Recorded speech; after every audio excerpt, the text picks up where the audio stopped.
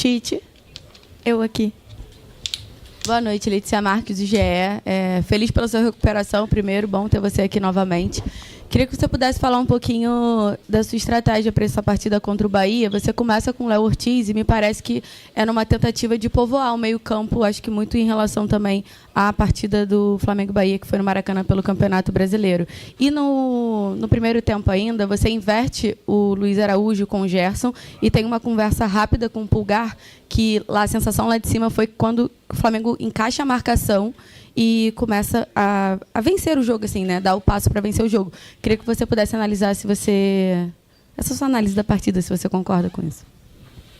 Boa noite. Vamos ver se eu pego os itens todos. Obrigado pelo carinho. Obrigado. Tem um lado humano por trás de todos nós que ele é importante. Vamos lá. As mudanças de lado do Luiz e do Gerson, quando tu tem jogadores versáteis e consegue exercer bem a função, ela tirar. O que a gente queria? Mais jogo apoiado com o Gerson. Então a flutuação do lado direito, com o Juba, que era um jogador que ficava mais atrás, ela dava essa liberdade maior. No segundo tempo, tanto é que a gente continuou e deu a jogada com o volume que a jogada que acontecia nos gols. O gol e as oportunidades. O Luiz, pelo lado esquerdo, ele adaptou também o lado esquerdo e ter velocidade e ter pressão em cima do zagueiro que pudesse sair daquele lado. Então, a equipe ela vai se mostrando, ela tem opções durante o jogo. Outro item?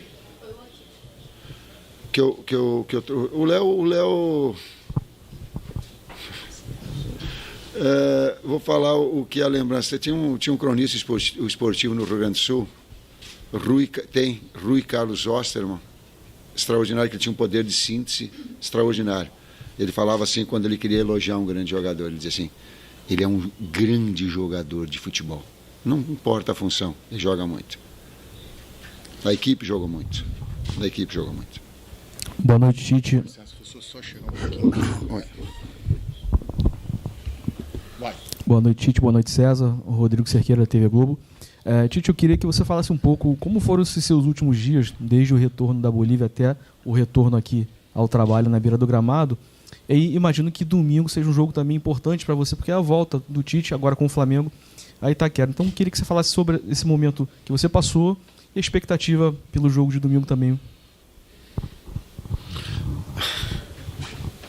Dá para escrever um capítulo de livro ali, nisso. Pelo lado humano e que cada um passa, que o doutor passou. Para mim, eu sentia do doutor a responsabilidade, os cuidados, o diagnóstico. Ele queria saber o porquê e ficava perto na viagem toda comigo. Meu filho, eu pedi para ficar na minha frente, ele disse, não, eu quero ficar atrás. Eu me sentia cuidado deles e eu sentia que tomara que as pessoas deem ouvido à ciência. A ciência está aí para que a gente possa usufruir dela humanamente. Jogar em La Paz é muito difícil. Eu não vou usar um termo desumano, mas ele te traz uma série de problemas muito fortes.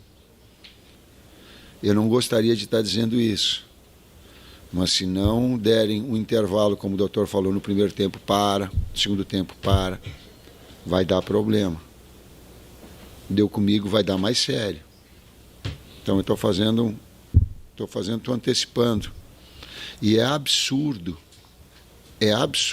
a Conmebol obrigar as equipes a estarem um dia antes lá. É um absurdo, é um desrespeito à ciência. Por quê? Porque as pessoas, os médicos, eles sabem que a partir de 6, 7, 8 horas, tu começa a ter dor de cabeça, uma série. A gente quer chegar na hora do jogo, aí o clube é multado. Bom, eu só fiz essa observação, o César me ajuda no outro, porque ela foi um conflito. Eu só sosseguei na hora que todos os exames, o doutor me mostrou o coração, mostrou para cá, mostrou para lá, disse isso, trouxe aquilo, trouxe a esposa, falou para o filho, falou para a direção toda. Daí eu ficava só observando, daí eu me tranquilizei mais. Obrigado ao Departamento Médico do Flamengo. Obrigado ao Dr. Bassan. Eles foram muito queridos.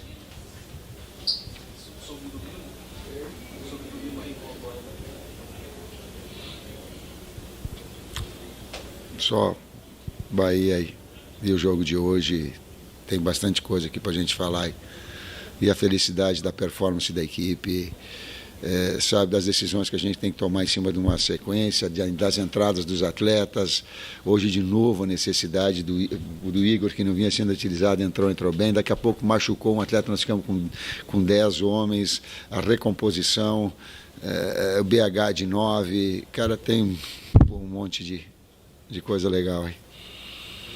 Ajuda aí, Sérgio. O Wesley, Everton Araújo e, sim, enfim, todos que participaram, infelicidade do Michael, mas sim, as reposições, elas fortaleceram a equipe e acho que a força do grupo aí e a efetividade prevaleceu. Aqui, Tite, sua direita, tudo bem? César. Boa noite, Pedro Torre, ESPN. Tite, hoje tivemos aí, provavelmente, não se sabe exatamente o grau de gravidade das lesões, certo? Que são lesões de Michael e também do De La Cruz. O quanto está te atormentando isso nessa fase que o Flamengo tem vivido de tantas lesões, um jogo decisivo, e quanto tem te influenciado no plano de jogo, numa estratégia como hoje, fora de casa, o Bahia, um time muito técnico, enfim, quanto isso tem influenciado no teu dia a dia no Flamengo? Obrigado. Bom, é um pouco daquilo que eu respondi anteriormente, né? A gente falar do calendário é algo já que bater em cima disso é algo que todas as equipes têm tido esse mesmo problema, enfim. Mas cabe a gente desenvolver soluções, né? A gente tem procurado a saúde dos atletas, né? O departamento de fisiologia sempre nos passam a realidade de cada um, sempre para o próximo jogo, né? A gente sempre vem planejando em cima de uma revisão e ver os que estão em condições para o próximo jogo. E tem sido dessa forma, né? Assim, a gente tem conseguido performar nas 3 competições dessa forma. Então vamos avaliar, né, o caso principalmente do Michael hoje. E como o Tite disse, né, cabe a gente tomar as decisões dentro daquilo que a gente tem em mãos, e até aqui eles têm correspondido muito bem. Talvez nós não tenhamos tempo suficiente para falar a respeito, talvez em off, em outro momento a gente possa falar o quanto isso influencia em todo o trabalho e o quanto se trabalha em função disso, de diferentes funções, para que a gente possa tomar decisão sem expor o atleta para a saúde, mas inevitavelmente acaba acontecendo, aí dói. Precisou do Michel porque nós não tínhamos, aí ele jogou o jogo todo lá. Não era para jogar o jogo todo, mas veio e com a boa vontade de poder participar e foi decisivo. Aí nós precisamos do jogo. Ele quase ia fazer o segundo gol porque não foi falta, tá? Foi nada. Foi nada. Tá? Não foi nada. Não foi nada. Ele tirou o corpo, o zagueiro foi dar, ele ia para cá. Tá. E só para deixar bem registrado. Um jogador decisivo, e aí tu perde ele na sequência. Pois a gente tenta controlar, a gente tem que tomar decisão, tenta preservar ao máximo, mas é duro, cara, é duro. Próxima pergunta. Boa noite, Tite. Mônica Alves, do Coluna do Fla. Hoje o Flamengo ganhou todas as bolas aéreas. Houve alguma mudança nos treinamentos em relação ao que vinha acontecendo, né? Era algo que estava atrapalhando, vocês estavam tomando vários gols de bolas aéreas, houve alguma mudança? Sim, a gente fica observando e a gente teve um ajuste, sim. Ninguém fica escondido atrás da responsabilidade, nós ajustamos e a equipe foi primorosa em termos de bola parada e de bola andando nas bolas aéreas, sim. A gente reajustou ela. Ainda em cima disso, Tite, o Bahia não levava gol há 4 jogos. Um time sólido. E o Flamengo fez um jogo muito seguro, principalmente no primeiro tempo, quando a pressão do Bahia foi muito forte. E a gente sabe que competição de mata-mata é assim. Primeiro você tem que defender a casinha, né, para depois tentar alguma coisa, como é que você avalia a equipe num todo, nos 90 minutos, numa comparação defesa versus ataque? Eu respeito a tua opinião, mas divirjo dela, frontalmente. Porque se tu quiser se defender, tu está mais perto de perder. E a nossa proposta, quando foi aqui, é de jogar da mesma forma, inclusive com as 3 pressões, onde a bola estiver. Senão, vai perder do jeito, do modelo, da forma com que nós jogamos. Senão, podemos e vamos perder. Mas eu não vou a equipe se acovardar, puxar ela. Ela não é. Ela pode ser por uma circunstância do jogo. É diferente do te posicionar atrás, de ideias. E dá para perceber isso. Então, não vejo dessa forma. E vejo que no segundo tempo nós fomos, inclusive, melhores. Aumentou o posse de bola, conseguiu uma marcação maior, ficamos à mercê de fazer o segundo gol. Porque a exposição também vai, é inevitável. A equipe que precisa do placar, ela começa a abrir e tirar espaços também. Tite, César, boa noite. A exemplo do que aconteceu contra o Red Bull Bragantino, mais uma vez o Wesley entrou na ponta, ali no lado direito, né? E queria que você falasse um pouco a respeito dessa situação, porque o torcedor às vezes não entende, né?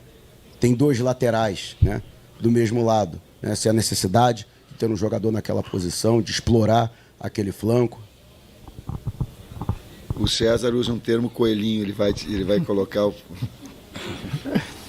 É um jogador de velocidade. Dentro das opções que a gente tinha, como o Tite disse, né, nós temos que ter ferramentas também para que, quando recuperamos a bola, poder ferir o adversário. Então, dentro das opções que tínhamos ali para o setor, o Wesley era melhor.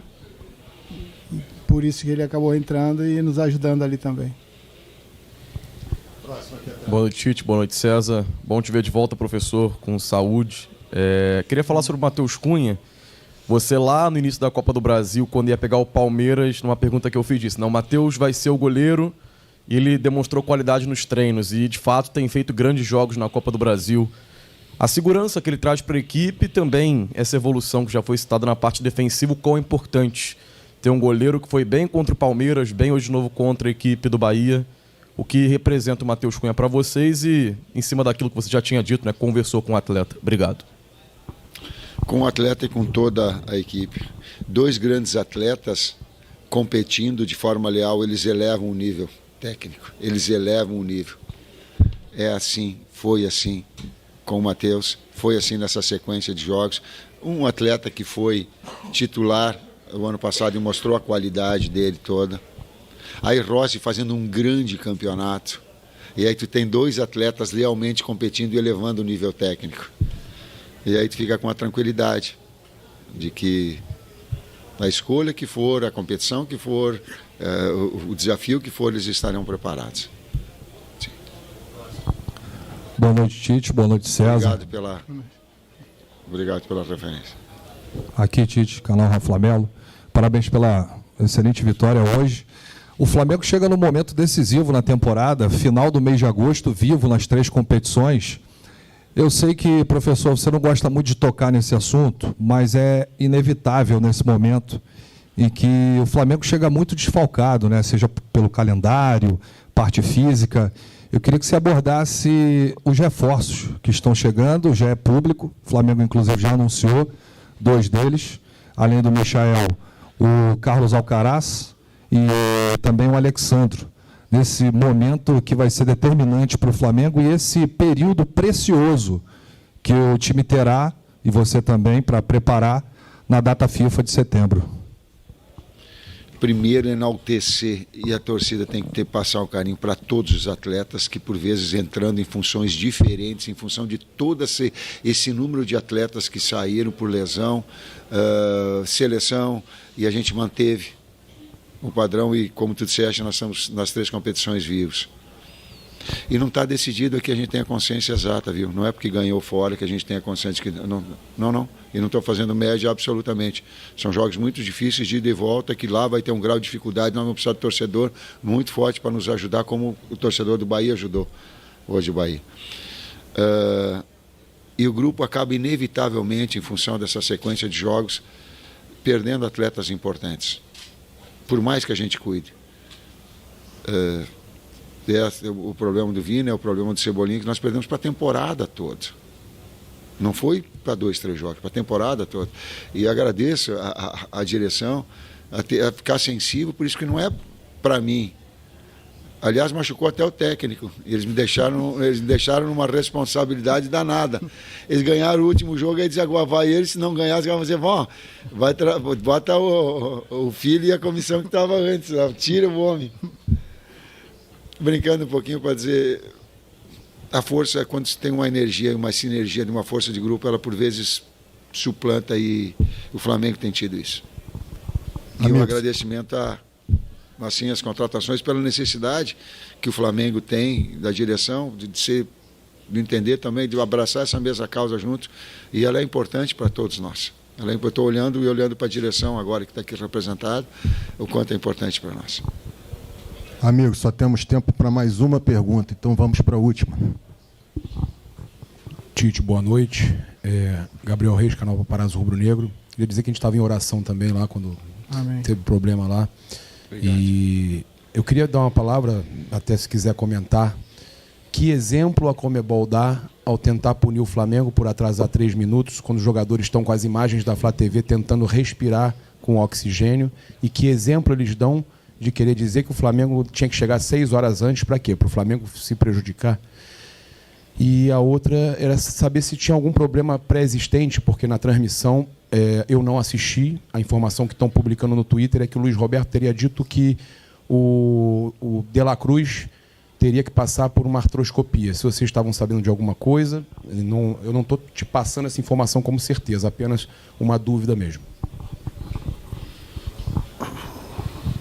Eu não tenho nenhuma informação do De La Cruz, nada que fosse estaria nesse quesito, nenhum.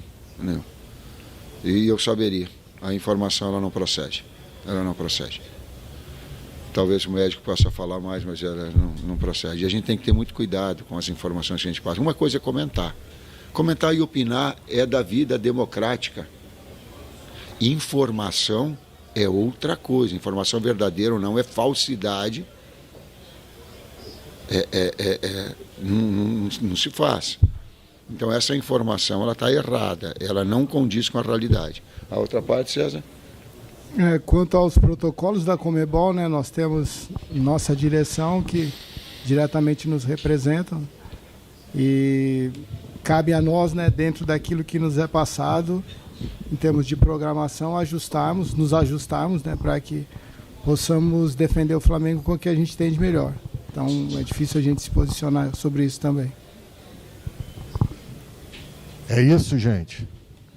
Boa noite, professor Tite. César, obrigado.